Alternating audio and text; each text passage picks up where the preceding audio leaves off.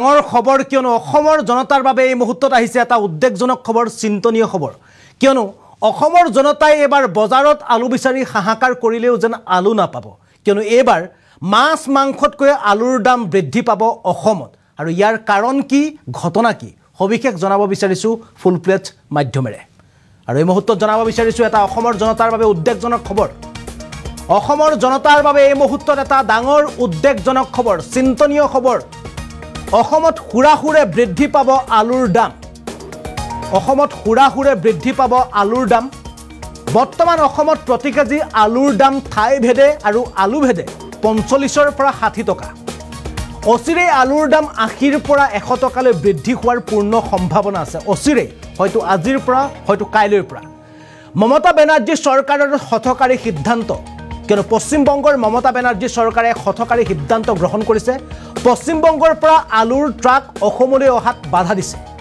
পশ্চিম বংগৰ পৰা যিসমূহ আলুৰ ট্ৰাক আহে সেইসমূহক অসমত প্ৰৱেশ কৰাত বাধা দিছে পশ্চিম বংগৰ আৰক্ষীয়ে বক্সিহাটত আবদ্ধ কৰিছে শ আলু ট্ৰাক ছাগলীয়া তুফানগঞ্জতো আবদ্ধ হৈ আছে শ আলু ভৰ্তি ট্ৰাক পশ্চিম বংগত পাচলিৰ মূল্য বৃদ্ধি ৰোধ কৰিবৰ বাবে পশ্চিম বংগ চৰকাৰে এই পদক্ষেপ লৈছে পশ্চিম বংগ চৰকাৰৰ এই হঠকাৰী সিদ্ধান্ত এতিয়া বিপদত পেলাব অসমৰ জনতাক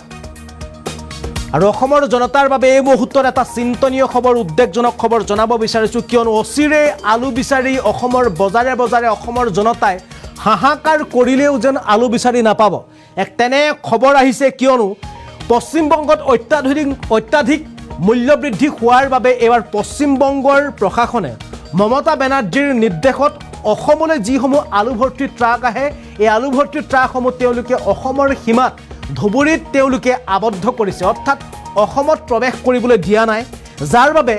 অসমত আলুৰ নাটনি হোৱাৰ সম্ভাৱনা আছে আৰু এই আলুৰ নাটনি হোৱাৰ বাবে প্ৰতি কেজি আলুৰ দাম হয়তো ৮০ৰ পৰা ১০০ টকা বা ১০০ৰ ওপৰৰো ইয়াৰ দাম বৃদ্ধি হ'ব পাৰে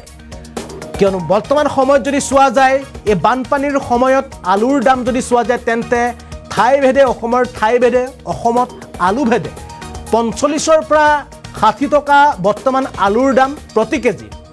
কিন্তু যদি পশ্চিম বংগ চৰকাৰৰ এই হঠকাৰী সিদ্ধান্তৰ বাবে অসমত আলুৰ ট্ৰাকক প্ৰৱেশ কৰিবলৈ দিয়া নহয় তেনেহ'লে অচিৰে অসমত এই আলুৰ দাম বৃদ্ধি হ'বগৈ প্ৰায় ৮০ৰ পৰা ১০০ বা ১০০ টকাৰ ওপৰো হ'ব পাৰে প্ৰতি কেজি আলুৰ দাম ইতিমধ্যে পশ্চিম বংগৰ আৰক্ষীয়ে বক্সিৰ হাতত আবদ্ধ কৰিছে আলু ভৰ্তি ট্ৰাকসমূহ ছাগলীয়া তুফানগঞ্জতো আবদ্ধ কৰিছে শ আলু ভৰ্তি ট্ৰাক পশ্চিম বংগত পাচলিৰ মূল্য বৃদ্ধি অসমৰ দৰে পশ্চিম বংগতো পাচলিৰ মূল্য বৃদ্ধি হৈছে আৰু এই মূল্য বৃদ্ধি ৰোধ কৰিবৰ কাৰণে তাত যিসমূহ পাচলি আছে পাচলিসমূহক এভেইলেবল কৰিবৰ কাৰণে তাত পশ্চিম বংগ চৰকাৰে মমতা বেনাৰ্জী চৰকাৰে সিদ্ধান্ত লৈছে আৰু সেই সিদ্ধান্ত অনুসৰি যিসমূহ আলুৰ ট্ৰাক আছে সেই আলুৰ ট্ৰাকসমূহ অসমত প্ৰৱেশ কৰাৰ পূৰ্বে অসম সীমান্তত বংগ অসম সীমান্তত তেওঁলোকে আবদ্ধ কৰিছে অৰ্থাৎ অসমত প্ৰৱেশ কৰিবলৈ দিয়া নাই এই আলু ট্ৰাকসমূহ যাৰ বাবে অসমত আলু নোহোৱাৰ এক পৰিস্থিতিৰ উদ্ভৱ হ'ব আৰু আলু বিচাৰি হাহাকাৰ কৰিব লাগিব আৰু যিসমূহ আলু পূৰ্বে অসমত মজুত আছিল বা বৰ্তমানে অসমত যিসমূহ আলু মজুত হৈ আছে এই আলুৰ দাম আকাশলংঘী হ'ব অৰ্থাৎ প্ৰতি কেজি আলুৰ দাম আপুনি ভাবি লওক ৮০ৰ পৰা ১০০ বা ১০০ৰ পৰা ১২০ টকালৈ বৃদ্ধি পোৱাৰ পূৰ্ণ সম্ভাৱনা আছে আৰু এই খবৰে বা এই মমতা বেনাৰ্জীৰ এই হঠকাৰী সিদ্ধান্তই এতিয়া মহা বিপদত পেলাইছে অসমৰ জনতাক মহা বিপদত পেলাব অসম চৰকাৰক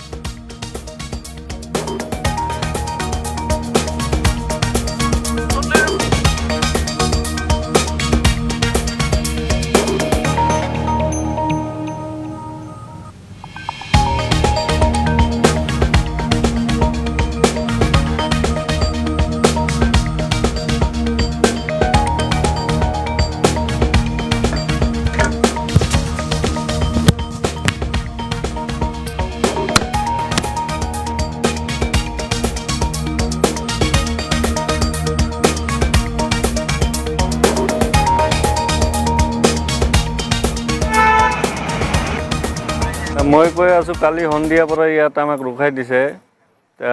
এতিয়া আলুবিলাক পচি যাব আৰু অসম চৰকাৰক মই অনুৰোধ জনাই আছোঁ যে আমাক এৰি দিব। আৰ আৰক্ষীক কৈ দিব যে আমাৰ অসমৰ গাড়ীকেইটা যদি কালিৰ যিবিলাক লোড হৈছে এইবিলাক এৰি দিলে হ'ল আৰু পিছত কি কৰে ইহঁতে পিছত কৰিব আমি ডেমাৰেজ কেনেকৈ ভৰিম ইমান মাল পচি গ'লে আমি ডেমাৰেজ কৰিব দিম আমিতো ড্ৰাইভাৰ না কিমানখন গাড়ী আছে অসমৰ ইয়াত 50-60খন গাড়ী আছে কৰিছোঁ আলু লোড কৰাৰ পিছত গুৱাহাটীৰ মাল আছে মোৰ তেহেঁতে কালি ৰাতি 6টা বজাত পিছত 6টাৰ পিছত কৈ আছে গাড়ী আলু যাৱা বন্ধ আছে এইটো মোৰ ওপৰ মহলৰ পৰা অৰ্ডাৰ আছে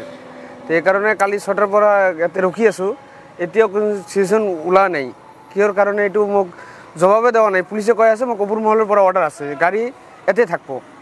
আৰ তেনেহ'লে আলু বেংগলত লৈ যায় বেংগলত খালী কৰি দিয়ে মই কৈ আছোঁ যে অসম চৰকাৰক এইটো কৈ আছোঁ যে আপুনি এইটো অলপ বৰ্ডাৰত চাওক এনেকৈ কৰি আছে এইটো বেংগলৰ মাল অসমত নাযায় অসমৰ মাল দিলে আসামত বেংগলত দিব নালাগে মই কৈ আছোঁ কালি সন্ধিয়াৰ পৰা ইয়াত আমাক ৰখাই দিছে এতিয়া আলুবিলাক পচি যাব আৰ অসম সৰকাৰক মই অনুৰোধ জনাই আছোঁ যে আমাক এৰি দিব আৰু